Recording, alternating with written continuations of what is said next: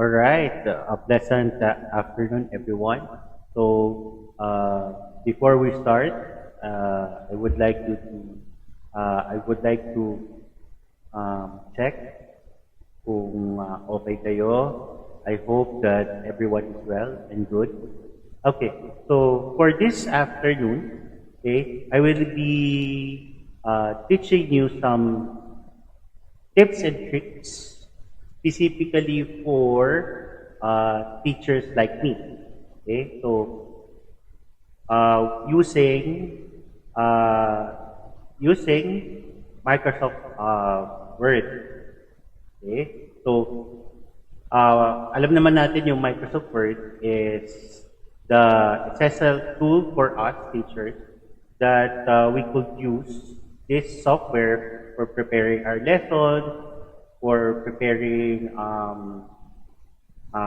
lesson plans, and also specifically for preparing test questionnaires. Okay, so I will be teaching you some new tricks. So maybe some ay ginagawa na to, but I think this is essential para mapadali yung gawain natin when preparing exam. So let's without further, so ano, so lahin ko lang yung aking feed. Okay. Ginagamit ko to, okay? So these tricks when preparing major exam, then sometimes quizzes.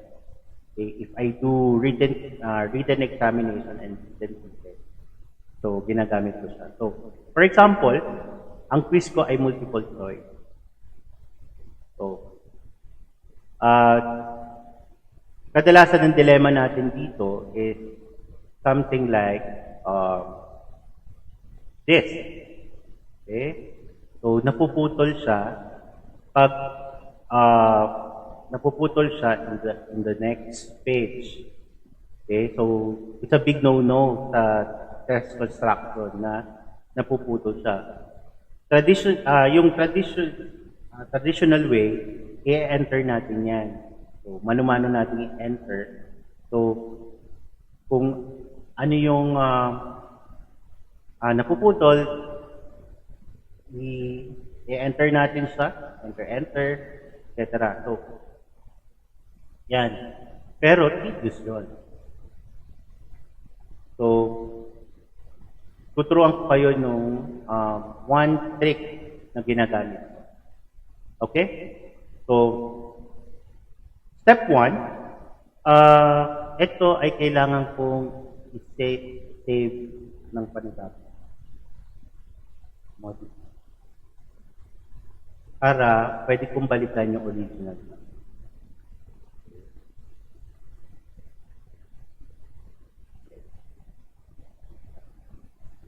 Kasi kanina na. Okay. Then next step is we will insert the table. Yung maximum. So, yung number of items natin ay 20. Okay? So, 20 siya. So, we will insert 20 rows. So, how can I do that? Highlight nyo lang ito, yung 8. Then, if we insert a rows below, 8 din yung i-insert na. So, dinoble lang natin. So, we do have to, kailangan pa natin na. So, 1, 2, 3, 4. Then, insert tayo na. Ano gagawin? Yan. Next is, numberan natin sa. Okay. So, this one ay kailangan mano-manong number. Kasi pwede naman na, yung iba, ginagamitan ng numbering. Okay? But in our case, kailangan siya mano-manong number kasi magagawin tayo. Okay? So, 11, 12, 13, 14, 15, 16, 17,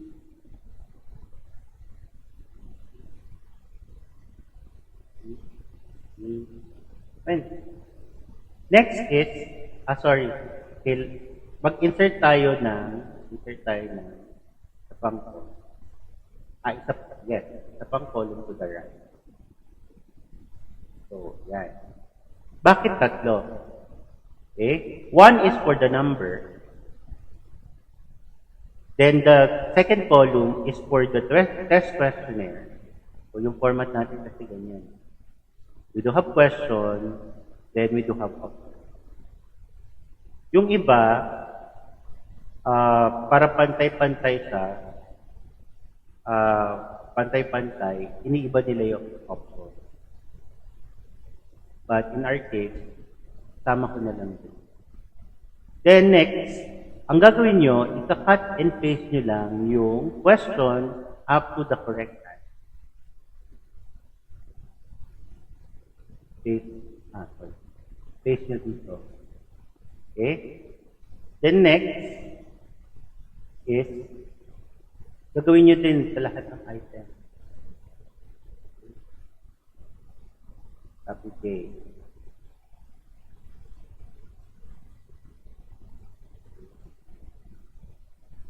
So, ito lang yung pinaka-tedious part dito sa tricks na to. Okay?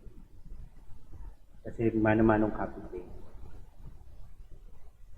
So, pero, hindi na kayo nag-type. Okay? Another tip, kung means, para hindi na kayo magaganito, okay? Gawa na kayo ng template na meron na ito, ito yung header nyo, tapos you have the name, section, score, date, etc. Then, lagyan nyo na ng table. Then, diretso nyo na dito yung mga question. Okay? May number, then question. Then, dito natin ilalagay itong correct answer. Yan, para ganyan. So, ilagay lang natin dito yung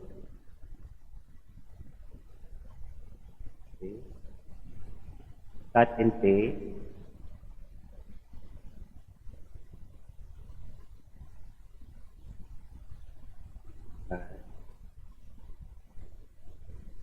Yung kagandahan may undo.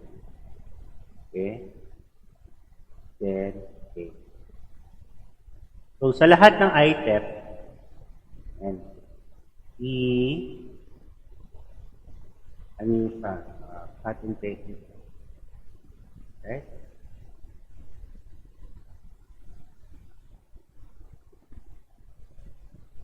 Okay.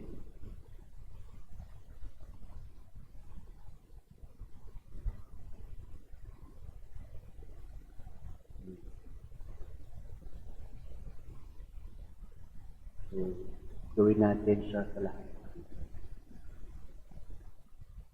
So, ito lang talaga yung pinaka-tedious part. Pero, kung may template na kayo, pwede nyo na i-diretso.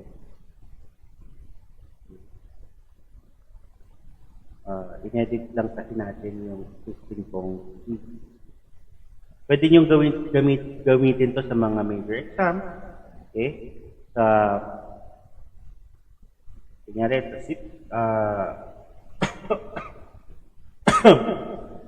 summative assessment or sa formative assessment.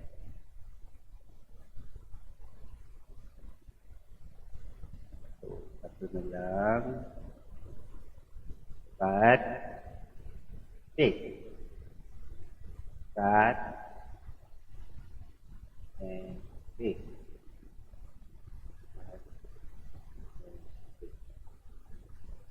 Alright. So what we will do, we just move the correct answer to the last column. Okay. Tapos pag may extra spaces, yan.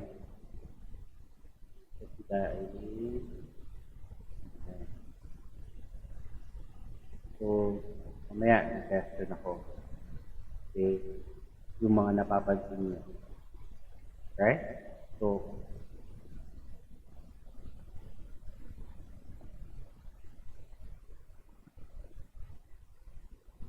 ang ginagawa ko, minumove ko lang yung correct answer to the last column kasi ang objective natin dito is yung test questionnaire natin is yun din yung answer to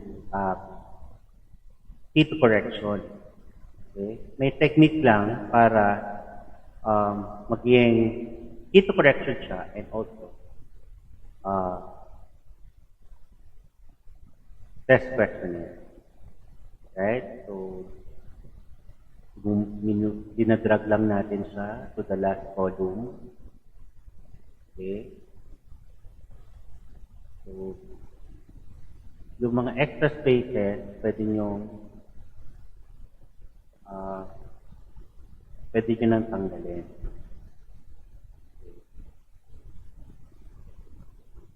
Para makatipid din ng pages.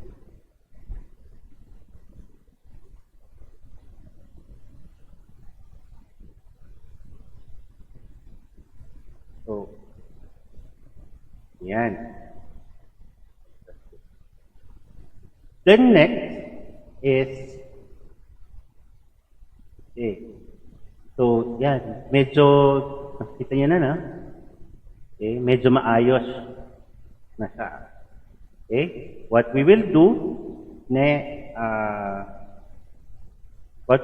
is we will remove yung mga border. Okay.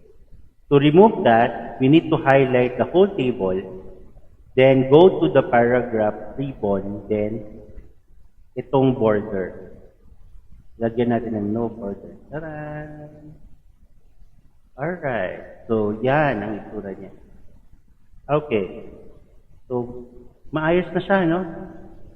Right? Next. Ngayon, kung kailangan nyo, kunyari, this is the key to correction. Yan, kasi may mga correct answer. Kung gusto nyo, ipiprint nyo siya as a test questionnaire, you just need to highlight the last column. Okay? So, to highlight, tapat nyo lang dun sa last column, then yung cursor ay kailangan naka-arrow down. Then, change the font color to white. Yan. O. Diba? So, yan na yung test questionnaire nyo. Okay? Paano naman kung ibabalik? So, highlight it again. Then, black. Return to black yung font color. Magiging key to correction nila. Okay? So, next, another. So, yan. So, mas maayos siyang tingnan. Di ba? So, next is, what if you need to have a set A and set B of your exam or quiz? Okay? What we will do is, yung iba, yung traditional, isa-isa yan, papalit. Itong question na to, irarambol. Okay? Gagawin. Kunyari, ito, ilalagay ko sa 3. So, yan. So, tedious yon. So, isang technique is, di ba, yung first column. Okay? Yung first column, okay? So, ang first column contains only the number. Okay? What you will do, i-rumble nyo yung number. For example, ito, gawin kong 20. Ito, gawin kong, okay? Yung 20, gawin kong 1. Okay? So, ang technique doon, para hindi kayo malito, okay? Kung ano yung binago nyo, yun din yung ipalit nyo doon sa. Okay? Kung ito ay 3, ito, 19. Tapos, yung 19, yun yung 3. Okay? Para hindi kayo malito. Okay? So 14, Yung 14, gawin mong 7. Tapos, yung, kunyari ito ay 6. Yung 6 ay 30. Alright? So, yan. Medyo randomized na siya. What you need to do is, of course, next step, okay, highlight. Next is to sort. Okay. From here, click nyo yung sort, tapos yung eto, naka-highlight na to, palitan nyo ng column 1. Then, ascending order. Of course, ascending order. Then, click. Okay. Kung mapapansin nyo, magsusort yan. Together with the question. Okay, nakasort siya. Also the correct answer. Automatic. Then, another technique, ang ginagawa ko, hindi ako naglalagay ng set A and set B. Okay? Kasi may mga estudyante, alam niyo naman mga estudyante, matalino. Okay, set A, set B. Kunyari, itong column na to, set A. Itong column na to, set B. Etc. So, ang ginagawa ko, para malaman ko, another technique is, ginagamit ko dito sa date. Okay? Kapag set A, for example, pag set A, ganito yung format ng date. Pag set B naman, babaguhin ko. Hindi yan mapapansin na estudyante. So, ikaw lang nakakaalam na kung ano yung set A and set B. Yan. Kaya, pag nakopyahan, alam mo na. Okay? So, yan lang yung ating tips for this afternoon. So, I hope na nakatulong sa inyo to. Okay? If you do have questions, this is my email address. You can email me for clarification.